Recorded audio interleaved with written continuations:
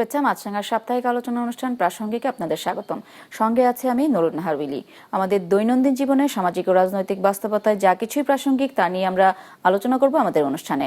প্রাসঙ্গিক আজ আমাদের সাথে অতিথি হিসেবে আছেন ঢাকা বিশ্ববিদ্যালয়ের উন্নয়ন অধ্যাপনা বিষয়ক অধ্যাপক আসিফ মোহাম্মদ শাহান। কেমন আছেন? ভালো। আমরা আসলে শুরু করতে চাই প্রাসঙ্গিক বিষয়েই, এবং এখন তো আসলে নির্বাচন যেহেতু সামনে, প্রসঙ্গ আসলে নির্বাচন, সেটি নিয়ে জানতে চাইবো যে নির্বাচন ঘিরে আসলে অনেক কিছু হচ্ছে। এই পুরো বিষয়টা নিয়ে আপনার কি মনে হয়, আপনার অবজারভেশনটা কি? না, ধন্যবাদ আমাকে আমন্ত্রণ জানাবার জন্য। যেটা হচ্ছে যে নির্বাচনের তো শিডিউল ঘোষণা করার 1 মাসের মতো হয়ে গেছে। সো আমরা এখনো যেটা দেখতে পাচ্ছি হচ্ছে কি নির্বাচনের প্রার্থী যাচাই বাছাইয়ের কাজ এখনো চলছে। নমিনেশন পেপার সাবমিট হয়েছে, সেগুলো নিয়ে হচ্ছে কিছু আপত্তি আছে, সেগুলো হয়েছে। এখনো আমরা হচ্ছে সরাসরি নির্বাচনের যে প্রচারণা সেটা শুরু আমরা দেখিনি। বাট ইতোমধ্যে যেটা হয়েছে যে প্রার্থীরা তাদের যে নিজস্ব যে আসনগুলো আছেন সেখানে তারা যাচ্ছেন, তারা একটু গণসংযোগ করবার চেষ্টা করছেন, ভোট সরাসরি চাইতে পারছেন। হ্যাঁ, ভোট সরাসরি চাইতে পারছেন না, দোয়া চাইছেন। সো নির্বাচন কেন্দ্রিক একটা আমেজ আস্তে আস্তে তৈরি হচ্ছে। এখনো যে পুরোপুরি একদম নির্বাচন কেন্দ্রিক সবকিছু হয়ে গেছে সেটা বলা যাচ্ছে না, কিন্তু একটা নির্বাচনী আমেজ আস্তে আস্তে চলে এসেছে। এবং আমার ধারণা যে 22 তারিখের পরে হয়তো আমরা একটা ফুল ব্লোন নির্বাচনের একটা এনভায়রনমেন্টে আমরা যাবো আর কি। গত আসলে কয়েক সপ্তাহ আগেও নির্বাচন হবে কিনা তা নিয়ে আমরা একটা সংশয় দেখেছি। অনেকেই প্রশ্ন করতো যে আদৌ নির্বাচন হচ্ছে কিনা। এখন দেখছি রাজনৈতিক দলগুলো একে অপরকে অনেক কথাই বলছে, যেমন আজকে বিএনপি বলেছে যে শেষ মুহূর্তে কোনো রাজনৈতিক দল নির্বাচনে নাও অংশ নিতে পারে। তো দলগুলোর মধ্যে হঠাৎ এরকম ধারণা আসার কারণ কি? দেখুন, মানে একটা তো যেটা আপনি বললেন যে শুরুতে এক ধরনের একটু সংশয় ছিল, নির্বাচন হবে কি হবে না, এটা মানুষের মধ্যে ছিল। এমনকি নির্বাচন তফসিল ঘোষণার আগ পর্যন্ত ছিল, তফসিল হওয়ার পরেও আছে। কিন্তু আমার মনে হয় যে আস্তে আস্তে সেই সংখ্যাটা অনেকটাই কেটে গেছে। আপনি যেটা বললেন যে রাজনৈতিক দলগুলো এখন একজন আরেকজনকে এই ধরনের কথা বলছেন, আমার কাছে দুটো জিনিস মনে হয়। এক, এটা হচ্ছে কাইন্ড অফ যেটাকে আমরা বলি একটু পলিটিক্যাল রেটোরিকের মতো, যে অনেক সময় পলিটিক্যাল পার্টিগুলো কিছু স্টেটমেন্ট দেয়, যে স্টেটমেন্টের উদ্দেশ্য সেই স্টেটমেন্টটা না, সেটা দিয়ে তারা অন্য কোনো একটা মেসেজ কনভে করার চেষ্টা করে। এই যে বারবার বলা হচ্ছে নির্বাচনে ওটা করার চেষ্টা করছে, তার নিরপেক্ষতা নষ্ট হচ্ছে, এইগুলো হচ্ছে সেই রেটোরিক। এটার উদ্দেশ্য আমার মনে হয় এইটা না যে তারা নির্বাচনকে ঝুঁকির মুখে ফেলতে চান, তারা একটা মেসেজ দিয়ে রাখতে চান যে ভবিষ্যতে যদি কোনো কিছু হয় তাহলে এইটাকে তারা উদাহরণ হিসেবে ব্যবহার করবেন। দ্বিতীয় যে কাজটা, যেটা আরও বেশি গুরুত্বপূর্ণ আমার মনে হয়, এটার মাধ্যমে তারা নির্বাচন কমিশনের উপর এক ধরনের প্রেশার ক্রিয়েট করার চেষ্টা করেন। কারণ এই নির্বাচনে বা নির্বাচনের সময় নির্বাচন কমিশনের হাতে তো হচ্ছে গিয়ে আপনার স্থানীয় প্রশাসন বলুন, ল এনফোর্সমেন্ট এজেন্সি বলুন, তাদের একটা বিশাল কর্তৃত্ব হচ্ছে গিয়ে থাকে। এবং এই ক্ষেত্রে রাজনৈতিক দলগুলো এই ধরনের প্রেশার টেকটিক বা এই ধরনের স্টেটমেন্টগুলো ইউজ করে এটা বোঝানোর জন্য যে নির্বাচন কমিশন যেন কোনো ধরনের পক্ষপাতিত্ব না দেখান, বা হচ্ছে তাদের কোনো একটা অ্যাকশন পছন্দ হচ্ছে না, সেই অ্যাকশনটাকে হচ্ছে গিয়ে তারা জানান দেওয়ার জন্য এরকম করছেন। সো আমার কাছে এটা বড় দাগে নির্বাচন নিয়ে কোনো অনিশ্চয়তা সেটাকে ইন্ডিকেট করে না। এটাকে আমি যেটা বললাম যে পলিটিক্যাল রেটোরিক, এবং সেটা অন্য একটা উদ্দেশ্য হচ্ছে নির্বাচন কমিশনের উপর এক ধরনের প্রেশার তৈরি করা বা প্রেশার ক্রিয়েট করা, সেই উদ্দেশ্যে এটা ব্যবহৃত হচ্ছে বলে মনে হয়। নির্বাচন ঘিরে তো আসলে অনেক কিছু হয়, বিশেষ করে পলিটিক্যাল পার্টিগুলো নানান মুভমেন্ট দেখা যায়, জোট হয় নতুন নতুন, এবং মানে অনেককে দেখা যায় বিপরীতমুখী আদর্শের হলেও একে অপরের সাথে আসন সমঝোতার ভিত্তিতেই জোটে আসে। সেক্ষেত্রে আমরা নতুন জোট দেখলাম, 11 দলীয় জোট, যেটা আসলে ইসলামিক দলগুলো এবং নতুন দল এনসিপির মিলে আসন সমঝোতার ভিত্তিতে তারা নির্বাচন করতে যাচ্ছে। 10 দলীয় জোট হয়ে গেছে মনে হয়, আরেকটা দল নতুন ভাবে যোগ হচ্ছে, 11 দলই আছে। তো এটি আসলে বড় দল যেহেতু এখন বিএনপি মাঠে আছে, বিএনপির জন্য এটা সামনের দিনে চ্যালেঞ্জ তৈরি করবে কিনা? এটা ইসলামিক দলগুলো সবাই মোটামুটি, মানে এখন ইসলামিক দলগুলো সব এক জায়গায় এসে বলা হলে আবার একটি ইসলামিক দল কিন্তু হচ্ছে বের হয়ে গেছে এখান থেকে। সো এবং এটা অফকোর্স এটার উদ্দেশ্য ছিল এইটাই, যে সকল ইসলামপন্থী যেই ভোটগুলো আছে সেগুলোকে একটা ব্যালটে, একটা হচ্ছে কি একটা বাক্সে নিয়ে আসা, ওনারা যেটাকে ওয়ান বক্স ফর্মুলা বলছিলেন, সেটা একটা উদ্দেশ্য অবশ্যই ছিল। এইটার সাথে সাথে আবার সেই যে একটা ইমেজ তৈরি হচ্ছে যে এটা একটা ইসলামিক জোট হয়ে যাচ্ছে কিনা, এটা আবার অন্য কারোর মধ্যে কোনো ধরনের কনসার্ন তৈরি করে কিনা, সেইটাকে আবার অ্যাড্রেস করার জন্য একদিকে এনসিপিকে নিয়ে আসা হয়েছে। এনসিপি কাইন্ড অফ আমি বলবো যে একটা ব্যবহৃত হয়েছে জামাতের মাধ্যমে, যে এই যে আমরা একটা মধ্যবর্তী দলকে মধ্যপন্থী দলকে নিয়ে এসেছি, দেখো আমরা কট্টর ডানপন্থী না। আবার এলডিপি কে নিয়ে আসা হয়েছে হচ্ছে যে দেখো মুক্তিযুদ্ধের সাথে আমাদের একটা সম্পর্ক আছে, এবি পার্টিকেও নিয়ে আসা হয়েছে দেখো আমাদের একটা মধ্যপন্থী একটা জায়গা আছে। সো আপনি যদি দেখেন এক অর্থে উদ্দেশ্যটা ছিল যে বিএনপির যে গণতন্ত্র জোট যেটা ছিল বা বিএনপি পন্থী যে সেটা ছিল সেটার বাইরের সবাইকে একটা জায়গায় নিয়ে আসা, মানে এটা এক অর্থে অল বাট বিএনপি অ্যালায়েন্স এইরকম একটা জায়গা তারা হচ্ছে গিয়ে তৈরি করতে চেয়েছিলেন। উদ্দেশ্য ছিল খুব সিম্পল, যে বিএনপির পক্ষের ভোট যেগুলো আছে সেগুলো বিএনপিতে যাবে, বিএনপির পক্ষের বাকি ভোটগুলো যেন বিভাজিত না হয়ে একটা জায়গায় চলে আসে সেইটাকে এনশিওর করা। সো অফকোর্স মানে বিএনপি যদি এরকম হয় বা বিএনপি যদি মনে করে যে আমরা 60-70% বা 80% ভোট পাবো বা 220-30-40 আসনে জিতবো, এরকম যদি হয় তাহলে বিএনপির ভয়ের কিছু নেই। কিন্তু আমার মনে হয় না নির্বাচনটা এতটা সহজ হবে, এবং সেই ক্ষেত্রে যে বিএনপির এগেইনস্টের বা বিপরীতের ভোটগুলোকে সব একদিকে নিয়ে আসাটা, এটা অফকোর্স বিএনপি এটাকে আমার মনে হয় যে ইলেকট্রাল স্ট্র্যাটেজি হিসেবে এটাকে কনসার্নিং হিসেবে নিবে, এবং সেই দিক থেকে গতকালকে যে একটি দল বের হয়ে গেল আমার ধারণা it will of course make BNP happy যে অ্যাটলিস্ট হচ্ছে গিয়ে দের ইজ অ্যানাদার অপশন এসে আসছে। এই আপনি বলছিলেন যে অনেক সহজ ভাবা হচ্ছে, অনেকে আগে তো বলতো ল্যান্ডস্লাইড ভিক্টরি হবে বিএনপি, তো সেক্ষেত্রে সেটি নাও হতে পারে, এরকম কিছু বিষয় আছে এখনো। সে কোন ফ্যাক্টরগুলো আসলে মানে বড় হয়ে দাঁড়াবে এই নির্বাচনের জন্য? দেখুন, আমি যদি একদম সোজা সাপটা বলি, এই নির্বাচনের ফলাফল নির্ধারণ করবেন হচ্ছে আওয়ামী লীগের যে ভোটার ছিলেন তারা ভোট দিতে যাবেন কিনা, তারা যদি ভোট দিতে যান তারা কোন পক্ষে হচ্ছে গিয়ে ভোট দিবেন, এই জিনিসপত্রগুলো আমার মনে হয় যে at the end of the day এই নির্বাচনের ফলাফলটা নির্ধারণ করবে। দেখুন, আমরা যে নির্বাচনী সিস্টেমটাকে ব্যবহার করি এটাকে আমরা বলি ফার্স্ট পাস্ট দ্য পোস্ট। এখানে পার্সেন্টেজ অফ ভোট যেটা সেটা সবসময় ম্যাটার করে না, প্লুরালিটি ভোট পেলেই আপনার হচ্ছে গিয়ে আপনি হচ্ছে গিয়ে জিততে পারেন। তার মানে একটা আসনে জেতার জন্য আপনার 50%-এর উপরে ভোট লাগবে না। যদি হচ্ছে আপনি প্লুরালিটি ভোট পান সেটা যদি 37%-ও হয় তাহলেই হচ্ছে গিয়ে আপনি জিতবেন। যেটা বললাম যে জোটটা যেটা করছে, জোটটা হচ্ছে গিয়ে এই মানে ভোটগুলোকে দুইটা ভাগে নিয়ে আসার একটা টেন্ডেন্সি তৈরি করছে। সো ওই জায়গা থেকে হচ্ছে এটা একটা কনসার্ন। কিন্তু আমরা জানি যে বিএনপির একটা সিগনিফিক্যান্ট চাঙ্ক অফ ভোট আছে, এইটা বিএনপির মোটামুটি আপনি বাধা ভোট বলতে পারেন। প্রত্যেকটা আসনেই বিএনপির একটা প্রেজেন্স আছে, এক্সেপ্ট ফর প্রবাবলি গোপালগঞ্জ, এখানে বিএনপির ভোটের সংখ্যা সবসময় কম ছিল। একটা দুঃখজনক ব্যাপার হচ্ছে যে 2008-এর পরে যেহেতু আমাদের কোনো নির্বাচন হয়নি, তাহলে কোন অঞ্চলে বা কোন সিটে কোন দল শক্তিশালী এইটার কোনো জ্ঞান আমাদের কাছে গত 16 বছরে আসেনি। আমাদের কাছে যে ডাটাটা আছে সেটা 2008 সালে। বাট 2008-এর পরে আপনার জনসংখ্যায় পরিবর্তন এসেছে, অনেক জায়গাতে অনেক পরিবর্তন এসেছে, জেনারেশনাল চেঞ্জ হয়েছে। এই নতুন ভোটাররা কিভাবে বিহেভ করবেন এইটার অনেক কিছুই হচ্ছে কি আমরা জানি না। সেটাকে আমি ধরেও যদি নিই তাহলেও বিএনপির সর্বনিম্ন ভোটের পার্সেন্টেজ যদি আপনি দেখেন, যেটা হচ্ছে আপনার 2008 সালের হিসাবটা যদি আমি নিই, সেখানে বিএনপির 32%-এর মতো ভোট ছিল। আমি যদি সেই হিসেবে ধরি তাহলে প্রত্যেকটা আসনে বিএনপির অ্যাটলিস্ট 30%-এর মতো ভোট থাকার কথা। যেটা বললাম যে ভোট যদি দুই ভাগ হয়ে যায় তাহলে 30% ইজ নট এনাফ। যেটা আমরা মনে হচ্ছে যে জামাতের একটা ভোট বাড়ার একটা পসিবিলিটি আছে, পসিবিলিটি অনেকগুলো কারণে আছে। যেমন একটা হচ্ছে কি আপনার গত 15-16 বছর জামাত নিজেকে ভিকটিম হিসেবে দেখানোর চেষ্টা করেছে, 71-এর যে ভূমিকার ব্যাপারটা সেটা হয়তো খানিকটা গুরুত্ব হারিয়ে ফেলেছে, সেটা একটা ফ্যাক্টর হতে পারে। এইসব কিছু নিয়ে একটা ক্লোজ ইস্যুতে আপনি যদি সর্বশেষ জরিপটা দেখেন সেখানে জামাতকে প্রায় হচ্ছে 26 থেকে 30-এর মাঝখানে হচ্ছে ধরা হয়েছে। কিন্তু নির্বাচনে জিততে হলে এর চেয়ে বেশি ভোট লাগবে। সো এই কারণে আমার মনে হয় যে প্রথম গুরুত্বপূর্ণ ফ্যাক্টর সেটা হচ্ছে আওয়ামী লীগের যে ভোট আছে। আওয়ামী লীগের যে ভোট আমরা এগেন এক্সাক্ট পার্সেন্টেজ আমরা জানি না, বিভিন্ন জরিপগুলো যেটা দেখাচ্ছে একটা মিনিমাম লেভেল 18-20%-এর মতো আওয়ামী লীগের ভোট আছে মিনিমাম, এর চেয়ে বেশি হতে পারে।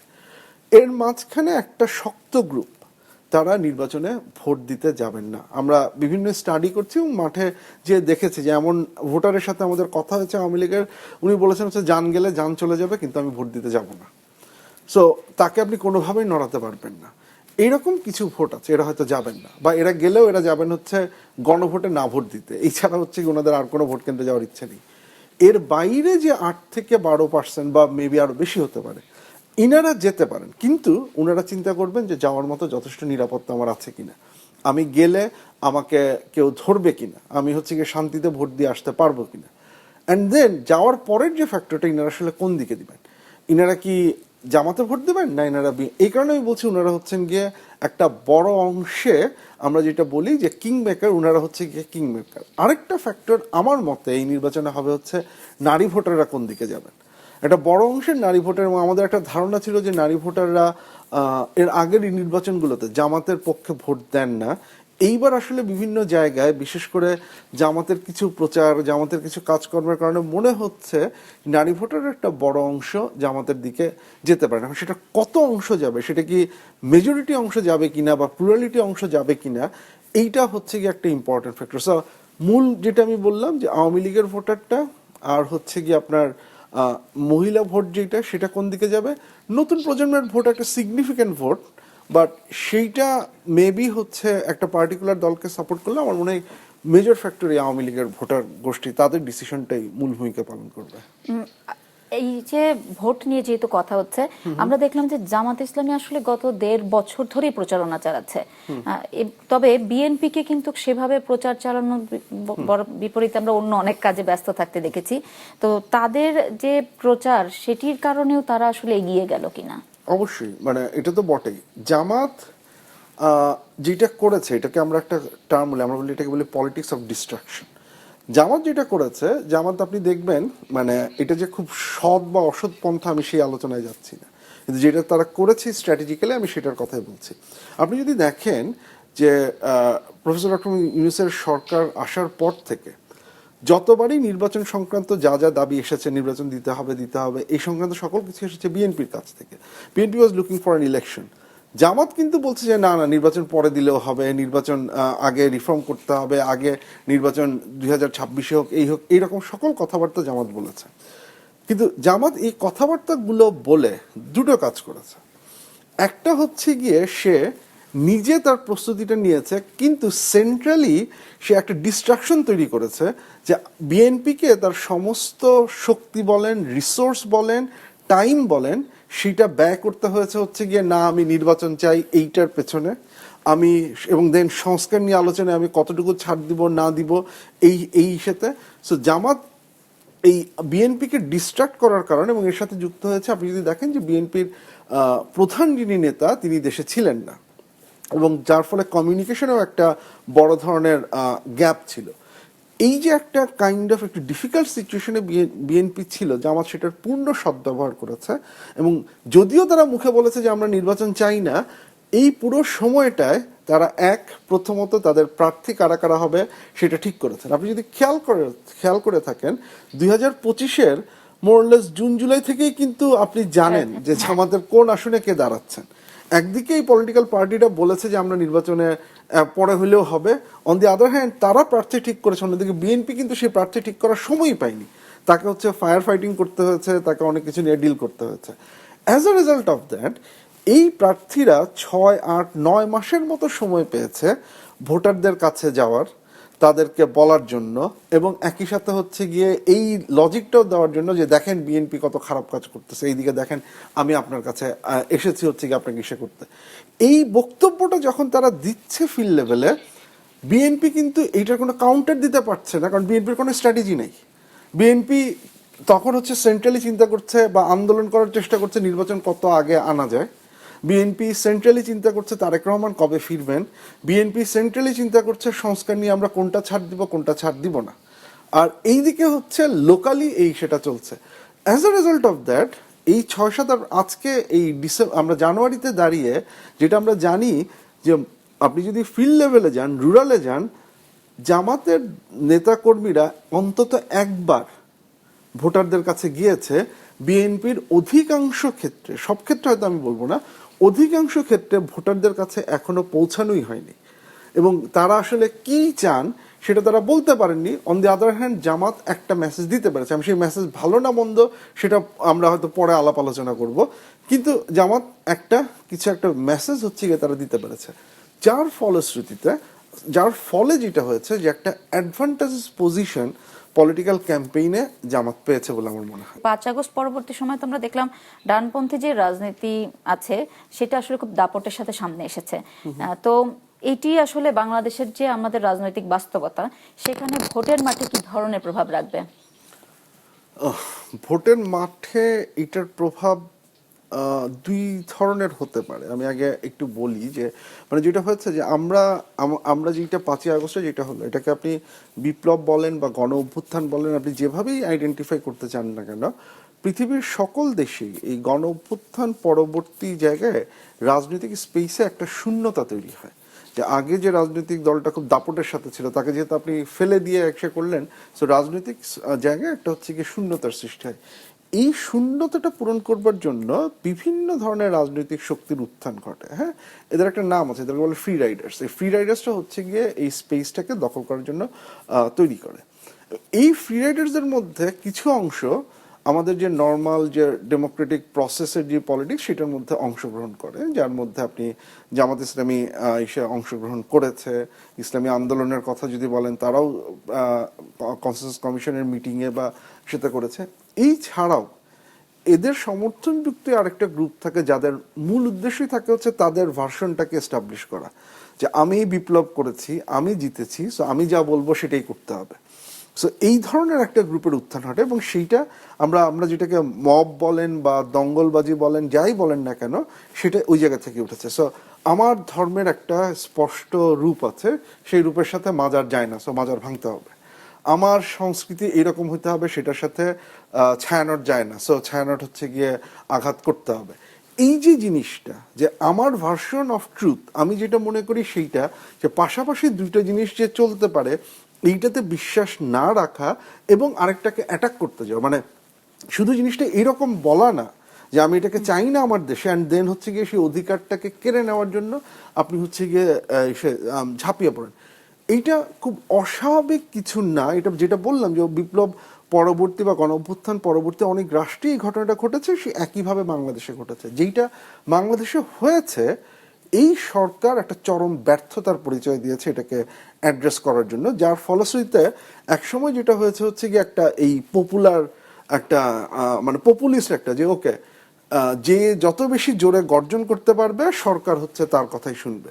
আপনার দাবি যতই গ্রহণযোগ্য হোক না কেন, সেই দাবির গ্রহণযোগ্যতাটা আপনার সেই দাবির মেরিট অনুযায়ী বিচার করা হবে না, বিচার করা হবে আপনার সাথে কতজন লোককে আপনি রাস্তায় নামাতে পেরেছেন। এইটার একদম চরম অবস্থানটা আমরা দেখেছি হচ্ছে ডিসেম্বরের 18-19 তারিখের রাতে, যখন ডেইলি স্টারে আক্রমণ হলো, যখন হচ্ছে 26 জন সাংবাদিককে আমরা দেখলাম হচ্ছে ছাদে নিজের জীবন রক্ষার জন্য আশ্রয় নিতে, এবং তারপরেও সেখানে হচ্ছে পুলিশ বা কেউই ঢুকতে পারছিল না। প্রথম আলোতে হামলা হলো, ছায়ানটে হামলা হলো, পরবর্তীতে উদীচিতে হামলা হলো। এই যে এটা একটা চরম প্রকাশ আমরা দেখলাম। এখন এইটার দুইটা জিনিস হতে পারে। একটা জিনিস হচ্ছে যে এইটা, যে ভোটাররা স্ট্যাবিলিটি চান, যে ভোটাররা নিরাপত্তা নিয়ে শঙ্কিত, যে ভোটাররা মবের যে এই রাইজ হচ্ছে এটা নিয়ে কনসার্ন ছিলেন, এইটা তাদের ভোটগুলোকে একটা সার্টিন দিকে ইসে করবে। যেই রাজনৈতিক দল প্রতিশ্রুতি দিতে পারবে বা যে রাজনৈতিক দলকে দেখে তাদের মনে হবে যে এই দলটা স্ট্যাবিলিটি আনতে পারবে, তাদের ভোটটা হচ্ছে গিয়ে সেই দিকে যাবে। অন দি আদার হ্যান্ড, আরেকটা যে গোষ্ঠী আছে বা আরেকটা যে দল আছে, তারা এই নির্বাচনটাকে কিভাবে ফ্রেম করবে সেটা হচ্ছে ইম্পর্টেন্ট। এই নির্বাচনটা যদি মোর পলিসি বিষয় হয়, নীতি বিষয় হয়, তাহলে একরকম। আর এই নির্বাচনটা যদি হয় হচ্ছে আমি ভার্সেস তুমি, আস ভার্সেস দেম, আমাদের ভার্সনটা হচ্ছে গিয়ে রাখতে হবে, আমার বিরুদ্ধে যে দাঁড়িয়েছে সে দালাল, সে দোসর, সে হচ্ছে দেশের মানুষের কথা ভাবে না, এইভাবে যদি ফ্রেম করা হয় এই পুরো নির্বাচনটা, তাহলে এই যে মানুষজন তাদের একটা অংশ তখন ওই দিকে ভোটটা হচ্ছে গিয়ে দিবে, যাদেরকে তারা মনে করছে ঠেকানো দরকার। সো দুইভাবেই এটার একটা ইম্প্যাক্ট পড়তে পারবে। এখন আমরা ঠিক ক্লিয়ার না যে মানুষের পছন্দটা কোন দিকে যাবে, সেই স্ট্যাবিলিটির দিকে যাবে, নাকি হচ্ছে গিয়ে আপনার একটা শত্রুপক্ষ চিন্তা করে শত্রুপক্ষকে কিভাবে করা যায়, মানে ঘায়াল করা যায় সেদিকে যাবে। কিন্তু এটার উপর আমাদের গণতন্ত্রের একটা খুব বিশাল প্রভাব আছে। আপনি যেহেতু অন্তর্বর্তী সরকারের কথা বলছিলেন, তো গত 1.5 বছরে তো আমরা আইন শৃঙ্খলা পরিস্থিতির একটা বিষয় দেখেছি, এটি নিয়ে বহু কথা হয়েছে। নির্বাচনের আগে দেখলাম ওসমান হাদির উপরে হামলা, এবং সে হামলায় সে মৃত্যুবরণ করেছে। তো নির্বাচনের সময় আইন শৃঙ্খলা পরিস্থিতি কেমন থাকবে, কারণ এটি নিয়েও কিন্তু মানুষের মধ্যে এক ধরনের শঙ্কা আছে। এটা খুব গুরুত্বপূর্ণ প্রশ্ন, এবং এই একটা জায়গায় এই অন্তর্বর্তীকালীন সরকারের চরম ব্যর্থতার পরিচয় দিয়েছে। আমি এগ্রি করি যে 5ই আগস্টের পরে যে অবস্থাটা ছিল সে অবস্থাটা একটা খুবই ক্রিটিক্যাল। আপনার একটা পুলিশ বাহিনী আছে, যে পুলিশ বাহিনী এর আগের যে কর্তৃত্ববাদী সরকার আছে তার পক্ষে এত নগ্নভাবে অবস্থান নিয়েছে, মানুষের এইভাবে হত্যা করেছে যে এটার আর কোনো লেজিটিমেসি নাই মানুষের কাছে, মানুষকে বিশ্বাস করতে পারছে না। এখন সেটাকে আবারও গড়তে হবে, সেটাকে প্রোটেক্ট করতে হবে, নার্চার করতে হবে, বোঝাতে হবে যে এটা কেন দরকার। এটার জন্য আপনি সময় পেয়েছেন। এখন এই 1 বছর 1.5 বছর পরেও যদি হচ্ছে গিয়ে সেটার কোনো গ্রহণযোগ্যতাটা আপনি তৈরি করতে না পারেন, সেটার দায়ভার সরকারকে নিতে হবে। এইটা হচ্ছে একটা। দ্বিতীয়ত যে ব্যাপারটা আপনি যেটা বললেন যে নির্বাচনের তফসিল ঘোষণার জাস্ট পরের দিনই শরীফ ওসমান হাদির যে ঘটনাটা ঘটলো, তাকে যে হত্যা করা হলো এবং একদম প্রকাশ্য দিবালোকে যে ঘটনাটা ঘটলো, সেটা কিন্তু একটা বড় ধরনের কনসার্ন তৈরি করে যে সরকার আসলে হচ্ছে গিয়ে এটাকে তৈরি করতে পারবে কিনা। আমার ধারণা যেটা যে এই কনসার্নটা থেকে যাবে। এবং এখনো আপনি দেখেন যে এখনো কিন্তু হচ্ছে বিভিন্ন হত্যাকাণ্ডের ঘটনা ঘটছে। আমি দেখলাম যে বিএনপির একজন কিছুদিন আগে মারা গেলেন, জামাতের একজনও বোধহয় হচ্ছে গিয়ে ইস্যু হয়েছেন।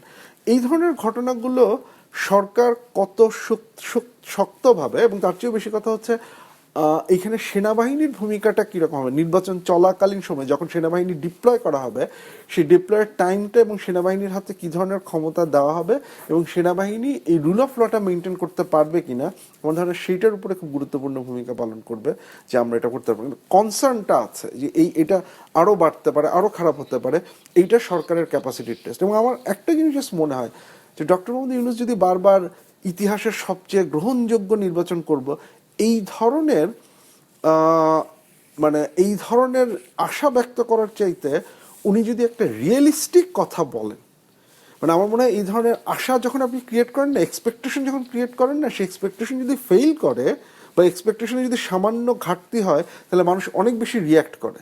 সো আপনাকে আমাদের এত বিশাল প্রতিশ্রুতি দিতে হবে না, আপনি বরং 91-96 এই মানদণ্ডে আমাদেরকে একটা গ্রহণযোগ্য নির্বাচন দেন। আপনাকে ইতিহাসে সবচেয়ে দিতে হবে না, আপনি হচ্ছে গিয়ে আমাদের কাছে গ্রহণযোগ্য একটা নির্বাচন দেন, দ্যাট ইজ গুড এনাফ। এইটাও সরকারকে রিয়েলাইজ করতে হবে। কয়েকটা বিষয় আমরা দেখছি নির্বাচন ঘিরে, যেমন হচ্ছে গিয়ে আমরা প্রতিবারই দেখি ভোটার স্থানান্তর হয়, তো এবারও ভোটার স্থানান্তর হয়েছে অনেক বেশি, সেটি প্রায় 7 লাখেরও বেশি। এবং পোস্টাল ব্যালট নিয়েও একটা ঘটনা আমাদের সামনে এসেছে। এই ধরনের ছোট ছোট বিষয় কি নির্বাচনে প্রভাব রাখবে কিনা? রাখতে পারে, বাট যেটা হচ্ছে যে আপনি যেমন ভোটের স্থানান্তরের যে কথাটা, এটা কিন্তু আপনি বেআইনি বলতে পারবেন না। যতক্ষণ পর্যন্ত এটাকে আইন মেনে করা হচ্ছে ততক্ষণ পর্যন্ত হচ্ছে কি আপনি এগেইনস্টে কিছু করতে পারবেন না। কারণ এটা কোনো নির্দিষ্ট উদ্দেশ্য রেখে কোনো নির্দিষ্ট গ্রুপের ভোটারকে সরিয়ে দেওয়া হয়েছে কিনা সেটা হতে পারে। যদি সেইটা হয় তাহলে I will rather say that সেটা হচ্ছে যেই দল এটা করেছে তার খুবই বুদ্ধিমানের মতো একটা ইলেকট্রাল স্ট্র্যাটেজি থাকিয়েছে এবং বাকি দলগুলোর ভবিষ্যতে চিন্তা করা উচিত এই ধরনের ঘটনা ঘটে এটাকে আমি কিভাবে অ্যাড্রেস করবো। আমার ব্যাপারটা হচ্ছে it's not a question of whether you support it or not.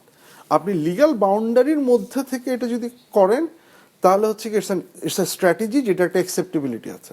এখন এটা কাউন্টার স্ট্র্যাটেজিটা যদি আপনি ডেভেলপ করতে না পারেন, সেটা একটা পলিটিক্যাল পার্টির ফেইলিওর, যে আমি এই ডেঞ্জারটা ধরতে পারি নাই, তাহলে হচ্ছে গিয়ে এবং এই ডেঞ্জারটাকে কিভাবে অ্যাড্রেস করবো আমি এটা ধরতে পারি, তাহলে ওই রাজনৈতিক দলে নির্বাচনের দায়িত্বে যারা আছেন এটা তাদের ব্যর্থতা, তারা এসে করতে পারেন এবং ওই দলকে এটাকে অ্যাড্রেস করতে হবে। সো আমার কাছে মনে হয় যে হ্যাঁ, এটা অফকোর্স ইলেকশনে এসে করবে, ইলেকশনে প্রভাব ফেলানোর জন্যই এই কাজটা করা হয়েছে, বাট সেটার কাউন্টার আপনি কিভাবে করবেন বা ভবিষ্যতে কিভাবে করবেন এবং এই ধরনের কি কি জিনিসপত্র আসতে পারে, এটা যদি আপনি বের করতে না পারেন তাহলে আপনার পলিটিক্যাল পার্টিতে মানে এই স্ট্র্যাটেজি মেকিং এর জায়গায় থাকা উচিত না।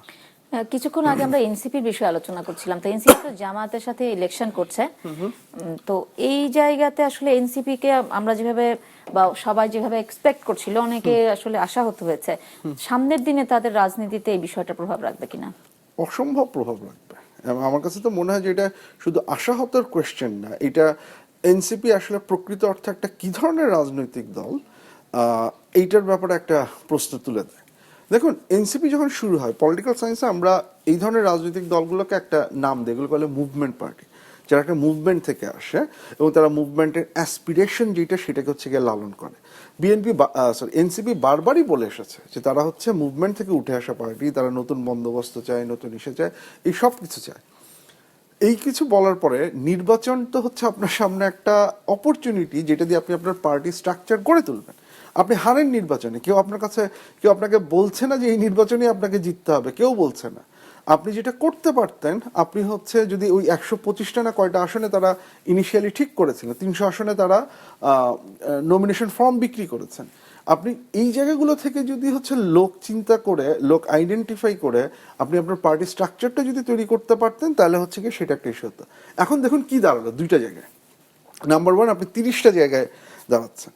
সো 30টা জায়গায় আপনি দাঁড়ানো, এবং এই 30টা জায়গার অনেকগুলোতেই তাদের পার্টি স্ট্রাকচার নেই। তাহলে আপনাকে ডিপেন্ড করতে হচ্ছে কার উপরে? আপনার ভোটও খুব বেশি নেই, আপনি বিভিন্ন জরিপে জানেন এবং আপনারা স্বীকারও করছেন।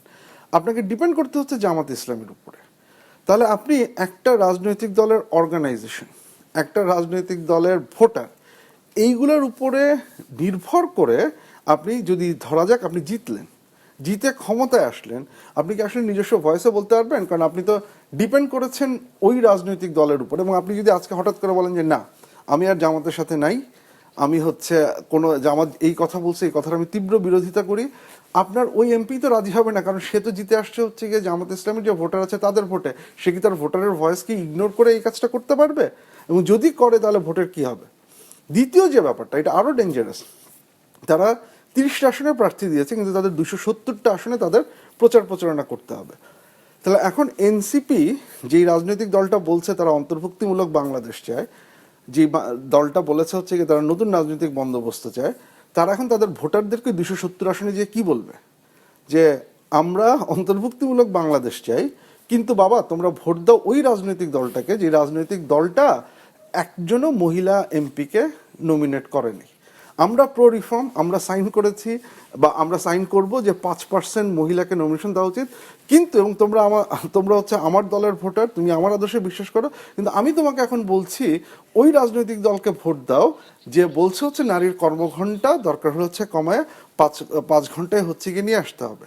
ওই রাজনৈতিক দলকে ভোট দাও যার হচ্ছে এই জায়গাগুলোতে তার সুস্পষ্ট অবস্থান নেই। তাহলে এইটা আপনি যদি এনসিপির ভোটার হন, তাহলে আপনি এনসিপি সম্বন্ধে কি ধারণা হবে, এবং আপনি what will you think about এনসিপির আইডিওলজি? তো পার্টি তার আইডিওলজি জায়গায় ব্যাপক হারে কম্প্রোমাইজ হচ্ছে। সে কোনোভাবেই জামাতকে প্রভাবিত করার মতো কোনো পজিশনে সে নেই, এবং তার ভোট, তার সাপোর্ট সবকিছু সে ডিপেন্ড করছে জামাতের উপরে। তাহলে এইটা একটা পার্টির জন্য লং টার্মে কিভাবে উপকার হয়, এবং সেইটা বেসিক্যালি হচ্ছে কি সে হয়তো কিছু আসন হয়তো পেতে পারে, রাজনৈতিক দল হিসেবে তৃতীয় ধারার শক্তি হিসেবে দাঁড়ানোর যে অপরচুনিটি, আমি তো মনে করি সেটা সম্পূর্ণ লুজ করলো। জাতীয় সংসদ নির্বাচন এবং গণভোট একই দিনে হচ্ছে। তো জুলাই সনদে থাকা অঙ্গীকার যারা আসলে সাইন করেছে বা যেসব অঙ্গীকার আছে সেগুলো বাস্তবায়নের জন্য এই গণভোটের আয়োজন, যেখানে আমরা দেখছি সরকার ইতিমধ্যে প্রচারণা চালাচ্ছে যে হ্যাঁ ভোটের পক্ষে। এটি এবং এখানে যে 11টি বিষয় আছে সেটির সাথে আসলে মানে এটি কি কেমন মনে হয়? এটা কি আসলে ভোটারদের জন্য বোঝাটা সহজ, বা এটা কি ভোট বা যেভাবে প্রচারণা চালানো হচ্ছে গণভোট বিষয়টা কি সহজ হবে? গণভোট আসলে যদি আপনি সত্যিকার অর্থে দেখেন তাহলে সেটা 11টাও না, এখানে 47টা বিষয়। যদি আপনি দেখেন হচ্ছে যে বিষয়গুলো একমত হয়েছে সেগুলোকেও তো আপনি একসেপ্ট করাই নিচ্ছেন, এবং আমাদের যে জুলাই চার্টার আছে সেখানে মোট 84টি অনুচ্ছেদ আছে, এর মধ্যে কনস্টিটিউশন রিলেটেড হচ্ছে 47টি। এই 47টি এটার মধ্যে হচ্ছে গিয়ে ইসে করা হবে। সেই অর্থে এই 4টা কোয়েশ্চেন দিয়ে আপনি 47টা বিষয়ে আপনি মতামত চাচ্ছেন, এটা অফকোর্স ডিফিকাল্ট। এটা খুব সোজা বিষয় না। এটা মানুষজনকে যদি আপনি ঠিকঠাক মতো এক্সপ্লেইন করতে না পারেন বা বোঝাতে পারেন যে কেন, মানে আপনি যদি হ্যাঁ ভোট দেন তাহলে হচ্ছে কি হবে, সেটা যদি প্রপারলি এক্সপ্লেইন করতে না পারেন। কারণ আমরা গণভোট সংক্রান্ত আপনি যদি যে কোনো লিটারেচার দেখেন তাহলে সবসময় দেখবেন একটা জিনিস, যে মানুষজন যদি খুব ক্লিয়ার গাইডেন্স না পায় বা মানুষজন যদি না বোঝে, এবং আমি যে মানুষজন বলছি এটা কিন্তু শিক্ষিত অশিক্ষিত নির্বিশেষে, এমন না যে শিক্ষিত মানুষজন এই জুলাই চার্টার, আমি ঠিক জানি না যে কতজন মানুষের সময় ছিল যে 84টা চার্টার পড়ে পড়ে বুঝেছেন, আমি ঠিক জানি না। শিক্ষিত, অর্ধশিক্ষিত বা না পড়াশোনা না জানা সবার জন্য এটা একটা কমন কনসার্ন।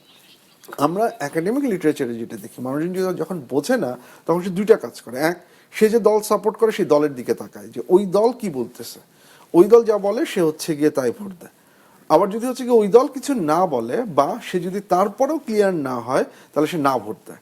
এটা হচ্ছে মানুষের স্বভাবত টেন্ডেন্সি। মানুষ যদি না, এই দিক থেকে এই গণভোট যেটা আমার মতে অত্যন্ত গুরুত্বপূর্ণ একটা গণভোট, কারণ আমরা যে জুলাই গণ অভ্যুত্থানে যে সংস্কারের প্রশ্ন, চেক অ্যান্ড ব্যালেন্সের প্রশ্ন, ক্ষমতার যে কেন্দ্রীভবন আছে সেটাকে কমানোর প্রশ্ন, বিভিন্ন অর্গানের মধ্যে চেক অ্যান্ড ব্যালেন্স তৈরি করার প্রশ্ন, প্রত্যেকটার জন্যই গণভোটটা গুরুত্বপূর্ণ। সো এইটা একটা ডেঞ্জার যে মানুষজনকে যদি আমরা ঠিকমতো রিচ আউট করতে না পারি, যেটা হচ্ছে যে 47টা বিষয়ে 4টা প্রশ্ন, ইটস ডিফিকাল্ট। বাট আনফর্চুনেটলি আমার কাছে যেটা মনে হচ্ছে, সরকারকে আমি বলবো না, আমার মনে হচ্ছে না যে সরকার এটাকে বোঝানোর জন্য বা এটাকে মানুষের কাছে পৌঁছানোর জন্য খুব গ্রহণযোগ্য কোনো পদক্ষেপ নিচ্ছে বলে আমি এখন পর্যন্ত আমার মনে হয় না। যে আমরা অনেক পিছিয়ে আছি। মানে সরকার তো হা ভোটের পক্ষে প্রচার চালাচ্ছে, তো এটি নিয়েও কিন্তু নানা প্রশ্ন উঠেছে যে হা ভোটের পক্ষে আসলে তারা প্রচার চালাতে পারে কিনা। তবে এই যে তারা যে প্রচারটা হা ভোটের পক্ষে চালাচ্ছে, এটার আসলে সুদূর প্রসারী কোনো প্রভাব সামনের দিনে থাকবে কিনা? দেখুন, এইটা লিগ্যাল এক্সপার্টরা ভালো বলতে পারেন, বাট আপনি যেটা বলেন সেটা খুব গুরুত্বপূর্ণ। যে কারণ এখানে দুইটা ব্যাপার, একটা হচ্ছে যে আপনি বাংলাদেশ সরকারি কর্মকর্তা কর্মচারী আইন 2018 যেটা আছে সেটা যদি দেখেন, সেখানে রাজনৈতিক দলের সরকারি কর্মকর্তারা কখনোই কোনো অবস্থাতে কোনো ধরনের রাজনৈতিক প্রচারে অংশ নিতে পারবেন না।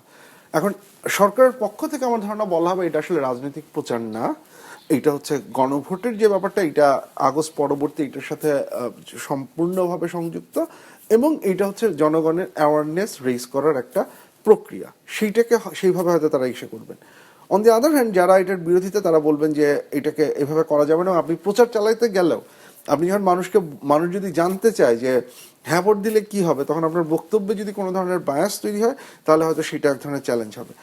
এইটা একটা যেটা কনসিকুয়েন্স হতে পারে যে গণভোটে যদি হ্যাঁ পাশও হয়, ভবিষ্যতে কেউ যদি হচ্ছে গিয়ে আন্ডার যে কারেন্ট ল আছে বা গণভোটের প্রচারের ক্ষেত্রে যেই সরকারি আইন কানুন যেটা আছে, ইলেকশন কমিশনের যে আচরণবিধি আছে, সেটার সাথে এটা কোনো কনফ্লিক্ট করে কিনা আমি এখনো নিশ্চিত না। যদি সেটা নিয়ে কোনো প্রশ্ন লিগ্যাল কোর্টে ওঠে তাহলে এইটা নিয়ে একটা ইস্যু হতে পারে। আমাদের আসলে এটা একটু লিগ্যাল প্রভিশনটা দেখে তারপরে হচ্ছে গিয়ে বলা উচিত।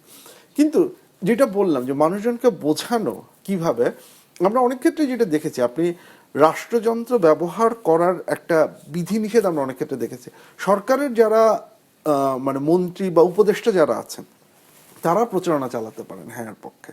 ব্রেক্সিটের ক্ষেত্রে আমরা দেখেছি হচ্ছে সেগুলো প্রশ্নটা হচ্ছে যে আপনি সরকারের যে রিসোর্স আছে সেটার কতখানি আপনি ইউজ করতে পারবেন, লিগালি কতখানি এটা ইউজ করার অধিকার আপনি রাখেন।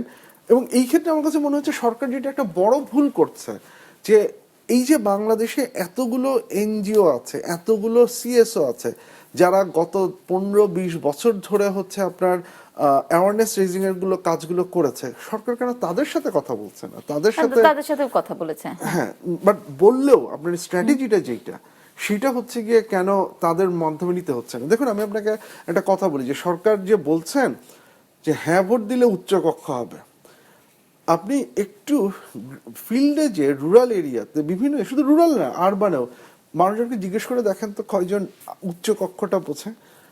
এই যে বলছেন যে কনস্টিটিউশনাল পজিশনে হবে না, কতজন মানুষ কনস্টিটিউশনাল পজিশনটা বোঝে? আমি যেটা বললাম, এইটাকে এইভাবে বলার বা এই প্রচারটা এইভাবে চালানোর ফলে মানুষের আরো কনফিউশন বেড়ে যাচ্ছে। আমি এই কারণেই বলছি যে এনজিও বা সিএসও গুলো যারা এটা নিয়ে কাজ করে, বা প্রফেশনাল যারা ডেভেলপমেন্ট কমিউনিকেশন নিয়ে কাজ করে, তারা আরো বেটার ওয়েতে বলতে পারতো যে এটা কিভাবে ফ্রেম করতে হবে। আমার কাছে মনে হচ্ছে সরকার নিজের মতো করেই তৈরি করার চেষ্টা করছে, যেটা একটা সমস্যা হবে। সরকার কিন্তু আরো একটা কথা বলছে যে গণভোটে হা জিতলে স্বৈরাচার তৈরির আর কোনো সুযোগ থাকবে কিনা, এটি কি আদৌ সম্ভব কিনা? কারণ আমরা আসলে স্বৈরাচার তো যারা হয় তারা আসলে তো কোনো নিয়ম নীতি মেনে দেখুন, মানে আমি যেটা হচ্ছে যে আমাদের অতীত যে ইতিহাস, যেটা আপনি 91 সাল থেকে যদি পরবর্তী গণতান্ত্রিক হিসেবে দেখেন, আমি সরকারের এই বক্তব্যের সাথে একমত যে আমাদের কনস্টিটিউশনে যথেষ্ট পরিমাণ লুপ হোল ছিল, যথেষ্ট পরিমাণ উইক হোল ছিল, মানে যথেষ্ট পরিমাণ এই লুপহোলগুলো থাকার কারণে, এই উইকনেসগুলো থাকার কারণে একটা স্বৈরতান্ত্রিক সরকার তৈরি হওয়ার একটা অপরচুনিটি ছিল। আমাদের কনস্টিটিউশনটা এমনভাবে ডিজাইন করা হয়েছে যেখানে একজন ব্যক্তি, একটা দল বা নির্বাহী বিভাগের হাতে সমস্ত ক্ষমতা চলে যেতে পারে, যেটা একটা উইনার টেক্স অল পলিটিক্স তৈরি করে।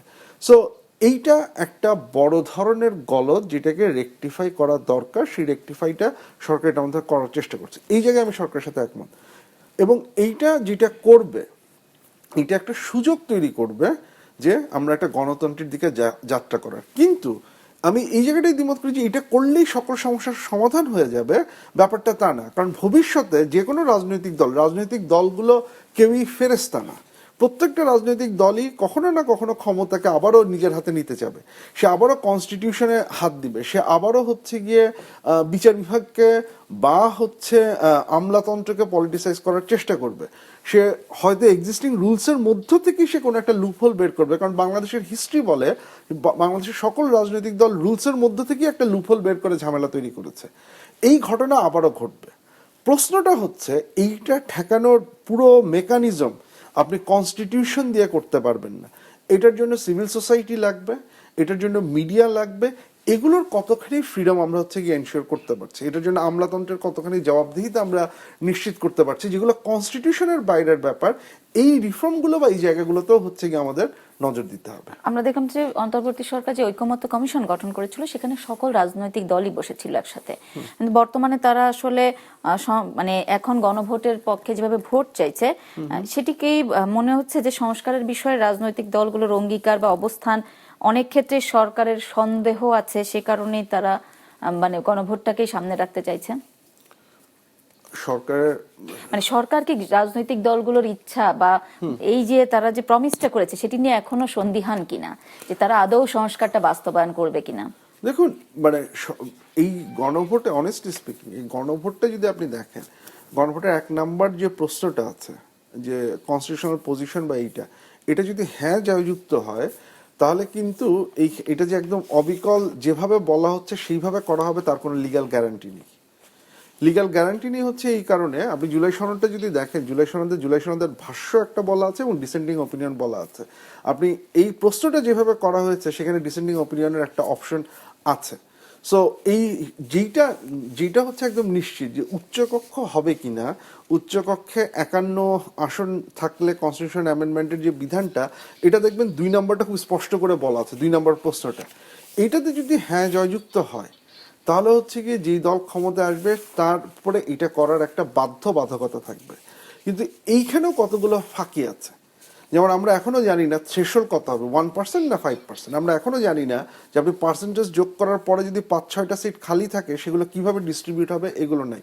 সো এগুলো নিয়ে আলাপ আলোচনা ভবিষ্যতের সংসদে হবে।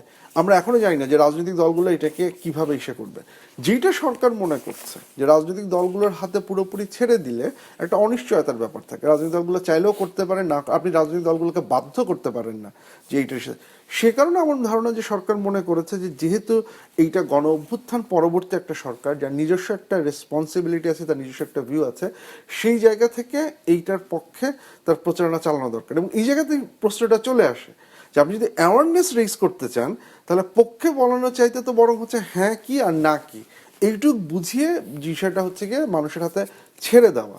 এই জায়গাটাতেই হচ্ছে গিয়ে আমার ধারণা পরবর্তী ক্রাইসিসটা তৈরি হতে পারে। অনেক তো সংস্কার নিয়ে কথা হয়েছে, এবার সংবিধান সংস্কার নিয়ে কথা হয়েছে বা অন্যান্য সংস্কার নিয়ে অনেক কথা হয়েছে। কিছু মৌলিক সংস্কারের আসলে করা সম্ভব হলো না কেন? যেমন আমাদের শিক্ষা ব্যবস্থা, সেটি সংস্কারের অনেক বেশি দরকার ছিল। স্বাস্থ্য ব্যবস্থায় আমাদের আসলে যেটা দেখি যে সবার জন্য যে স্বাস্থ্য ব্যবস্থা সেটি আসলে এখনো পর্যাপ্ত না। কর্মসংস্থান আসলে সেভাবে ওইটা সামনে আসলো না, নিরাপদ খাদ্যের বিষয়টি সামনে আসেনি, বা এই যে বিষয়গুলো প্রাতিষ্ঠানিক দুর্নীতি যে জায়গা, ছোট ছোট দুর্নীতি, এই বিষয়গুলোকে আসলে কেন এখন অ্যাড্রেস করা গেল না? এটার দুটো কারণ। একটা কারণ হচ্ছে যে আমরা যে গণ অভ্যুত্থান যেটা বলছি, এই গণ অভ্যুত্থানের একটা স্পেসিফিক নেচার আছে বা টাইপ আছে। হ্যাঁ, আপনি যদি আগস্টের 3 তারিখে নাহিদ ইসলাম যখন শহীদ মিনার থেকে 1 দফা এসে তুললেন, তখন কিন্তু খুব স্পষ্ট করে উনি একটা জিনিস পরিষ্কার করেছেন, 1 দফা মানে শুধুমাত্র শেখ হাসিনার পতন না, উনি একটা ফ্যাসিবাদী ব্যবস্থার পতন, নতুন রাজনৈতিক বন্দোবস্ত। তার মানে এই গণ অভ্যুত্থানের উদ্দেশ্যটাকে ওই দিন ডিফাইন করা হলো যে আমরা একটা রাজনৈতিক ব্যবস্থার পরিবর্তন চাই। তার মানে গণ অভ্যুত্থানের অ্যাসপিরেশনের মধ্যে রাজনৈতিক ব্যবস্থার পরিবর্তনটা এটা চলে আসলো মূল ফোরামের জায়গাতে। রিফর্ম যদি আপনি বলেন, রিফর্মের মূল জায়গাটা ছিল হচ্ছে এই জায়গাটায় যে আমরা একটা রাজনৈতিক যে কাঠামোটা আছে, কাঠামোর পরিবর্তন চাই। এই ধরনের ঘটনাকে এটা একটা নাম আছে, এটাকে বলে রেভলিউশন। রেভলিউশনটা হচ্ছে রেভলিউশন, কিন্তু সেই রেভলিউশনের উদ্দেশ্য হচ্ছে পলিটিক্যাল রিফর্ম। এই ধরনের ঘটনা যখন ঘটে তখন পলিটিক্যাল স্ট্রাকচারে চেঞ্জটাই হয়ে যায় হচ্ছে মেইন। যে কারণে আপনি দেখবেন যে ওই ঐকমত্য কমিশনে 11টা কমিশন হওয়ার পরেও তারা কিন্তু মূল জোর দিয়েছে হচ্ছে 6টা কমিশনে, এবং এই 6টা কমিশনের মধ্যেও বেশি গুরুত্ব পেয়েছে হচ্ছে যেগুলো কনস্টিটিউশনের সাথে জড়িত। এটা বাই ডিজাইন, তারা পলিটিক্যাল স্ট্রাকচারে চেঞ্জ করতে পেরেছে, যে কারণে হেলথ রিফর্মের ইস্যু নিয়ে তাদের খুব একটা ঐক্যমত্য কমিশনের 166টা যে প্রস্তাব তারা পাঠিয়েছিলেন, হেলথ কমিশনের কিছু ছিল না, লোকাল গভর্নমেন্টের কিছু ছিল না, উইমেন কমিশনের কিছু ছিল না। এইটা গভর্নমেন্ট বাই ডিজাইন হচ্ছে গিয়ে ফোকাস করেছে পলিটিক্যাল রিফর্মের উপরে, এই আন্ডারস্ট্যান্ডিং থেকে যে আমি যদি পলিটিক্যাল স্ট্রাকচারে চেঞ্জ করতে পারি তাহলে একটা যে জবাবদিহিতামূলক সরকার আমরা তৈরি করব, সেই জায়গাগুলোতে কাজ করবে। অফকোর্স সেটা আমরা যেভাবে ভাবছি সেভাবে কাজ করেনি, আমরা সেটা নিশ্চয় করতে পারি, but this is what the government was trying to do. Government এইভাবেই হচ্ছে কাজ করেছে, এবং এই কারণে তার প্রায়োরিটিতে এই জিনিসপত্রগুলো ছিল না। 15-16 বছর তো কত দেখলাম যে আমরা আওয়ামী লীগ যেভাবে সরকার পরিচালনা করেছিল, সেটি তো এক ধরনের স্বৈরাচারী কায়দায় পরিচালনা করেছে। তো তারপর 24-এর গণঅভ্যুত্থান, রাজনৈতিক পট পরিবর্তন, তো সামরিক বিবেচনা আমাদের রাজনৈতিক দলগুলো কি এই যে ইতিহাস, গত 50 বছরের ইতিহাস, সেখান থেকে কি শিক্ষা নিয়েছে বলে মনে হয় যে যারা এখন রাজনীতি করছে? রাজনৈতিক দলগুলো কখনো শিক্ষা নেবে না, এটা রাজনৈতিক দলগুলোর ডিএনএতে নেই। দুনিয়ার কোথাও কোনো রাজনৈতিক দল এগুলো থেকে শিক্ষা নেয় না। যে শিক্ষা নেওয়ার কথা আপনি বললেন সেটা হয়তো 5 বছরের জন্য হতে পারে, 6 বছরের জন্য হতে পারে। At the end of the day রাজনৈতিক দলগুলো ক্ষমতায় যাবার জন্য যেটা করার সেটা করবে। সো ওই আশা করার কোনো অর্থ হয় না। ইম্পর্টেন্ট ফ্যাক্টরটা হচ্ছে আপনি চিন্তা করুন, রাষ্ট্রটা, আমি যে সুযোগটা পেয়েছি সেই সুযোগটা পেয়ে আমি এমন একটা রাষ্ট্র তৈরি করতে পেরেছি কিনা, আমি এমন একটা রাষ্ট্র কাঠামো বা পলিটিক্যাল স্ট্রাকচার তৈরি করতে পেরেছি কিনা যেখানে কোনো পলিটিক্যাল পার্টি যদি চায়ও আওয়ামী লীগের মতো আবার হয়ে ওঠার বা শেখ হাসিনার মতো আবারও ক্ষমতা কেন্দ্রীভূত করার, সেটা ঠেকানোর মেকানিজম আমি তৈরি করতে পেরেছি কিনা। আমার ওই আশা করে লাভ নেই যে রাজনৈতিক দলগুলো হঠাৎ একদিন ঘুম থেকে উঠে সবাই ফেরেস্তা হয়ে যাবে, এটা হবে না। বরং আমার চিন্তা করা উচিত, আমি ধরে নেই আমার রাজনৈতিক দলগুলো খারাপ, কিন্তু এই খারাপ রাজনৈতিক দলগুলো যদি কোনো খারাপ কাজ করতে চায় সেটা ঠেকানোর মতো কোনো মেকানিজম, কোনো সিস্টেম আমি তৈরি করতে পেরেছি কিনা, সেটা যদি আমি করতে পারি সেটা বরং আমার জন্য অনেক বেশি জরুরি। এখন বর্তমানে বিএনপি চেয়ারম্যান যিনি তারেক রহমান, তার দেশে আসা নিয়ে নানান গুঞ্জন ছিল, পরে তিনি দেশে আসলেন, এখন তিনি দলের দায়িত্ব নিয়েছেন, চেয়ারম্যান হলেন। তো তার এই যে দেশে ফেরা এবং রাজনীতিতে সব তার মানে অংশগ্রহণ, এটি নিশ্চয়ই গুরুত্বপূর্ণ ঘটনা, কিন্তু তারপরেও কি তিনি আসলে তার দলের উপরে নিয়ন্ত্রণ কতখানি রাখতে পারবেন সামনের দিনে, কি মনে হয়? দেখুন, আমরা বিভিন্ন গবেষণা বা মাঠ পর্যায়ে বিভিন্ন জায়গায় কাজ করে একটা জিনিস আমার কাছে মনে হয়েছে, সেটা হচ্ছে যে তারেক রহমান আসার আগে বিএনপির লোকাল লেভেলের নেতৃবৃন্দদের অবস্থাটা ছিল অনেকটা, আমরা হেডলেস চিকেন বলে একটা শব্দ ব্যবহার করি না, যে আমি ঘুরে বেড়াচ্ছি, আমার কোনো পরিকল্পনা নেই, কিছু নেই। যেটা হয়েছে, তারেক রহমানের আশাটা এই গ্রাসরুটের নেতাকর্মীদের প্রচন্ডভাবে এনার্জাইজ করেছে।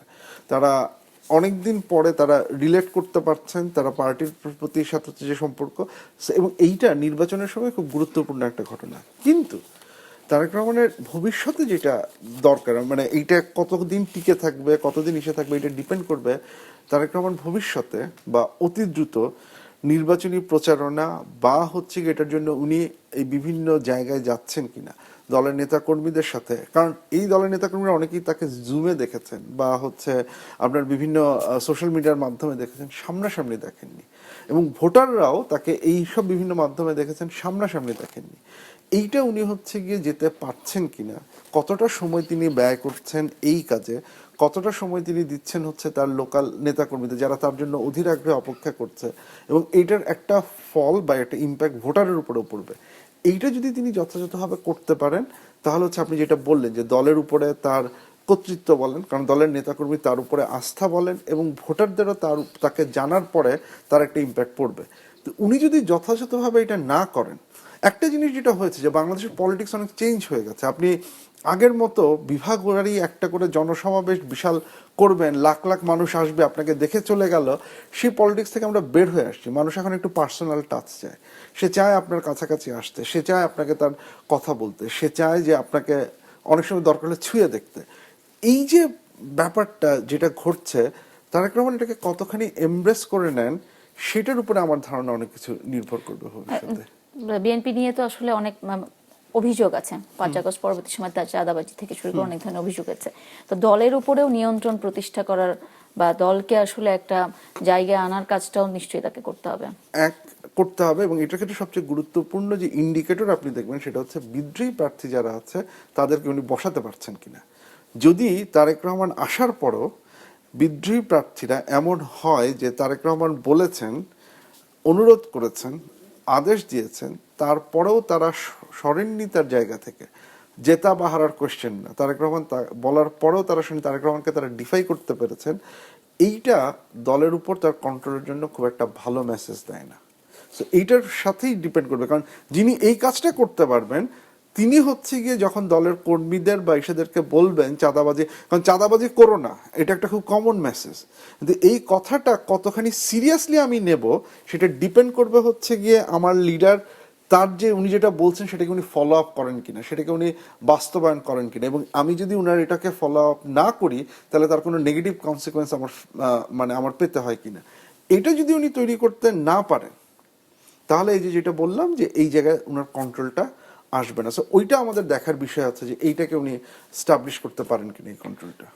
বিএনপি তো আসলে জোটগতভাবে না হলেও আসন সমঝোতার ভিত্তিতে এবার ইলেকশন করছে, তো যাদের সাথে আসন সমঝোতা হয়েছে সেসব জায়গায় বিএনপি প্রার্থীরা বা বিএনপি কর্মীরা কিন্তু অন্য দলের জন্য কাজ করছে না, এখনো পুরোপুরি শুরু করেনি। তো সামনের দিনে এটাও আসলে ওখান থেকে বিএনপির মানে সিট হারানোর একটা কারণ হবে কিনা।